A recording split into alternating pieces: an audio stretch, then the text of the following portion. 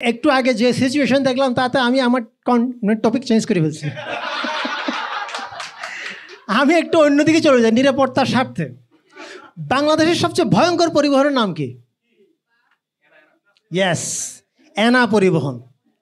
তো একটা সময় দেখা যেত কি বাস ছাড়ার আগে ভিডিও করতো না, ভিডিও করতো। তো এক যাত্রী নতুন উঠলো, ও তার সহযাত্রীকে বলতেছে কি ব্যাপার, বাসে আমাদের ভিডিও করা হচ্ছে কেন? যাতে মরার পর লাশ চিনতে সুবিধা হয়। ইদানিং কিন্তু অনেক ধরনের পরিবহন বাইরেছে, বিভিন্ন স্লিপার। তো এরকম একটা এসি গাড়ি দেখা যায় কি পানি পড়ে না বেশি ঠান্ডা হয়ে গেলে। বেনাপোল থেকে একটা এসি গাড়ি আসতেছে, খুব পানি পড়তেছে। পানি তো পড়তেছে, পানির পরিমাণ একটু বেশিই ছিল। তো পিছন থেকে এক যাত্রী বলছে, সুপারভাইজার সাহেব একটু সাবানটা দিবেন, গোসলটা সারেনি। অনেকে আছে না বাসের মতো বমি করার অভিজ্ঞতা আছে কার কার? মাশাআল্লাহ, ছেলেদের চেয়ে মনে হয় মেয়েদের অভিজ্ঞতাই বেশি। মাশাআল্লাহ, আপনাকে নিয়ে বলছি, ঠিক আপনার মতোই একজন মহিলা।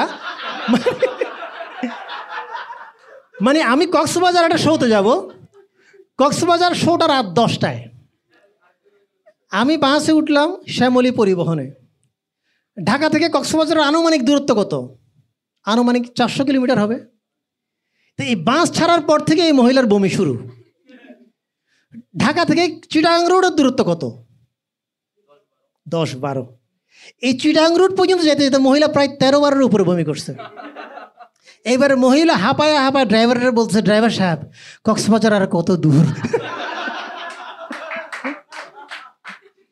আর ইদানিং আরেকটা দেখা যায় না, স্লিপার সার্ভিস।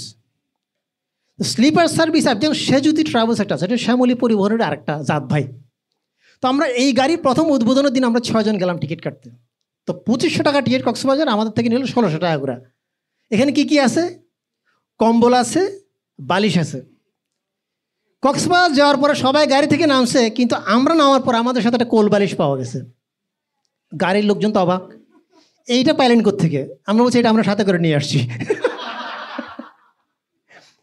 9 তারিখ টিএসসিতে কিন্তু নির্বাচন না, ঢাকা ভার্সিটির। একটা দলের পরিবহন বিষয়ক সম্পাদক বলছে, আমি যদি নির্বাচিত হই তাহলে ঢাকা ভার্সিটির বাস কুমিল্লা পর্যন্ত নিয়ে যাব। তো প্রথম একজন কমেন্ট করছে, একটু ফেনী পর্যন্ত আনা যায় না? দ্বিতীয় জন কমেন্ট করছে, ভাই আমি তো একটু কুমিল্লার মেইন রোডের ভিতরে থেকে একটু ভিতরে দিকে কি আনা যায়? তৃতীয় জন কমেন্ট করছে, দাউদকান্দি পর্যন্ত গেলে 3-4 ঘন্টা যেয়ে পরে গাড়ি আবার ব্যাক করবে, ছোটোখাটো পিকনিক হয়ে যাবে। এই যে পরিবহন চলে, গাড়ি প্রধানত 2 ধরনের থাকে না, একটা হচ্ছে এসি আর হচ্ছে নন এসি। এইটা আপনাদের সম্পূর্ণ ভুল ধারণা। বর্তমানে গাড়ি হচ্ছে 3 ধরনের, একটা হচ্ছে এসি, আর একটা নন এসি, আর একটা গাড়ি হচ্ছে এটা অর্ধেক এসি অর্ধেক নন এসি। এবার আইডিয়া করে বলুন তো এটা কোন জেলায় চালু আছে? পাবনা। আসলে সত্যি, আপনারা খবর নিয়ে দেখেন, পাবনাতে একটা গাড়ি চালু হয়েছে বাস, এটার অর্ধেক এসি অর্ধেক নন এসি। ভেরি গুড, একটা প্রশ্ন করছে, সামনে এসি না পিছনে এসি? সামনে হচ্ছে নন এসি, পিছনে হচ্ছে এসি। আমাদের দেশে যে দুর্নীতি, একটু বড় হলে ভাই 50 টাকা বাড়ায় দেন, আপনার এসির ভিতরে ঢুকে দেব। ছোটবেলায় প্রাইভেট পড়েছেন কারা কারা? টিউশনি? মাশাআল্লাহ, তুমি পড়াও, তুমি প্রাইভেট পড়াও। তুমি কোন ক্লাসে পড়ো? যে পড়ে সে কোন ক্লাসে পড়ে? বুঝা গেছে। এইটা নিয়ে একটা ঘটনা মনে পড়লো। আমি এক ছাত্র প্রাইভেট পড়াইতে গেছি, দিয়েও বাসায় নেই। কেন? আবার আরেকজনটা পড়াইতে গেছে। তো এক জায়গায় পড়াইতে গেছে, ঠিক ওর মতো একজন ছাত্র বলছে, স্যার আপনাকে যে খাবার দেওয়া হয়, হয় পরিষ্কার করে খাবেন, আর নাইলে জোড়ায় জোড়ায় রাখবেন। মানে কীরকম? চানাচুর বিস্কুট যা দে, হয় খাইলে সব খাই ফেলবেন, আর নাইলে 2টা করে রাখবেন। কেন? আপনি যদি সিঙ্গেল রাখেন, আমার সাথে আমার বোনের সাথে খানার ভাগ নিয়ে ঝামেলা হয়। আর ওটা দেখা যায় না, আমার ভয় লাগে কিন্তু।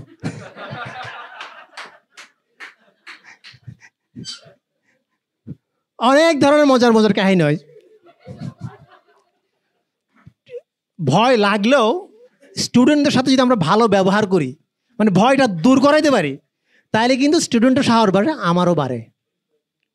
স্টুডেন্ট পরে ক্লাস 6-এ, বাসায় গিয়ে দেখি স্টুডেন্ট নাই, বাথরুমে মনে হচ্ছে কেউ একজন আছে। তো আমি চিন্তা করলাম স্টুডেন্টের সাথে একটু মজা করাই যায়। বাথরুমের সুইচটা একবার জ্বালাই একবার নিভাই, একবার জ্বালাই একবার নিভাই। 2 মিনিট পর বাথরুমের থেকে ওর বাপ বাইরে আসছে।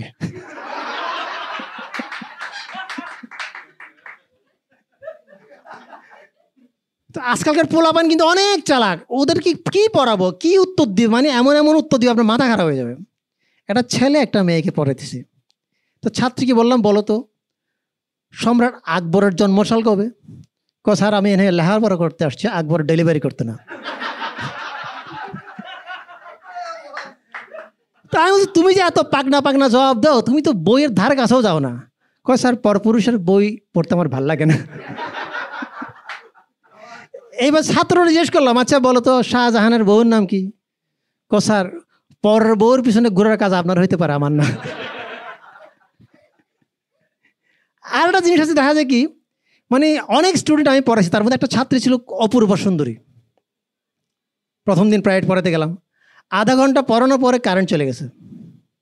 ছাত্রী মোমবাতি ধরা নিয়ে আসছে, মোমবাতি আলোয় আমার দিকে তাকায় আছে, ভালোই লাগতেছে।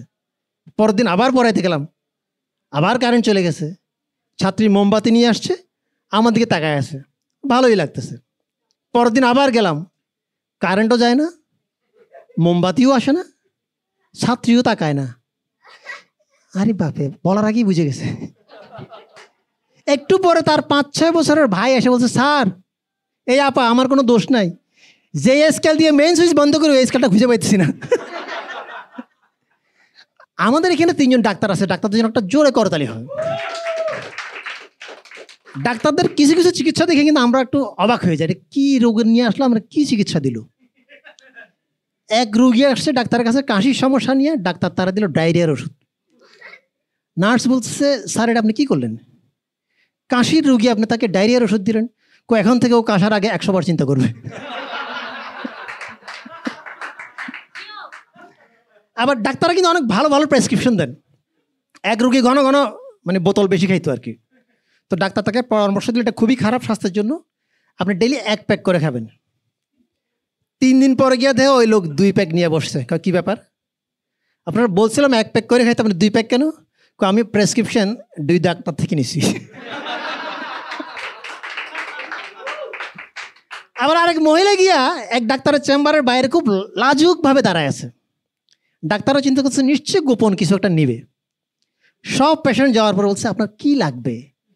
কয় না আমি একজন তরুণ ডাক্তারের সাথে প্রেম করি। ও একটা লাভ লেটার দিছে, ওর লেখা তো আমি বুঝবো না, আপনারাই বুঝবেন। আমাদের শাওন মাশাল্লাহ একটা আইডিয়া আছে তো শাওনের ব্যাপারে। তো শাওন গেছে ওজন মাপার জন্য। তো ওজন মাপতে গিয়ে সে ভুঁড়িটা টাইনা উপর দিকে তুলতেছে। তা আমাদের শাওনের বউ কিন্তু এখানে আছে। তো বউ বলছে তুমি যত চেষ্টাই করো এই ভুঁড়ি টানলেও কিন্তু তোমার ওজন কমবে না। আরে না, আমি ওজনটাই দেখার চেষ্টা করতেছি। এবারে শাওন গেছে একটা রেস্টুরেন্টের সামনে, আমি বিরিয়ানির দিকে তাকায় আছি, বিরিয়ানি আমার দিকে তাকায় আছে, বিরিয়ানি আমার দিকে তাকায় আছে, আমি বিরিয়ানির দিকে তাকায় আছি। একটু পরে বিরিয়ানির ওজন কমে গেছে। এইখানে যারা আছে তাদের মধ্যে একটা 8, 18, 28, 38, 48 বছরের মহিলাদের মধ্যে তফাৎ কোথায়? মা গো মা, পুরো উত্তর দিতাম না, আপনার কোথায়টা আমার খুব ভালো লাগছে, এটাই যে বলতেছি। 8 বছরের মেয়েকে আপনি বেডরুমে নিয়ে যাবেন, গল্প শোনাবেন।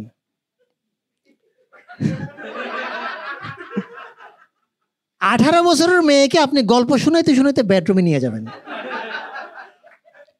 28 বছরের মেয়েকে বেডরুমে নেওয়ার জন্য আপনার কোনো গল্প শোনাইতে হবে না। 38 বছরের মহিলা আপনারই বেডরুমে নিয়ে যাবে।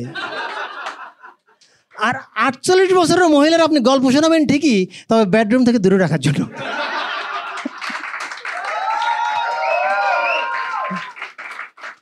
এইরকমই এক গার্লফ্রেন্ড তার বয়ফ্রেন্ডকে বলছে আছে কেন তোমরা বলো যে প্রেমে পড়ে গেছে? যদি কইতাম প্রেমে দাঁড়িয়ে গেছে শুনতে খারাপ শোনা যায়। ছোট্ট 2টা লাইন দিয়ে শেষ করব। জি জি, আচ্ছা আল্লাহ আল্লাহ মাফ করেন, আগে আপনার বয়সটা যদি একটু একটু কাইন্ডলি আপনার বয়সটা যদি দেন আমি আপনার পক্ষেই বলবো এটা। 38 থেকে 48 এইজের মহিলারা বেডরুমে গল্প শুনাইতে শুনাইতে নেয়, পুরুষ লোক নেয় না। এমন এমন গল্প শোনায় যে শেষে বাধ্য এসে নিজেই বেডরুম থেকে বের হয়ে যায়। মানে খুব ভাল লাগলো। আসলে আমি যা বলি নিজের অভিজ্ঞতা থেকে বলি, কেউ এই পর্যন্ত ডাকে নাই তো।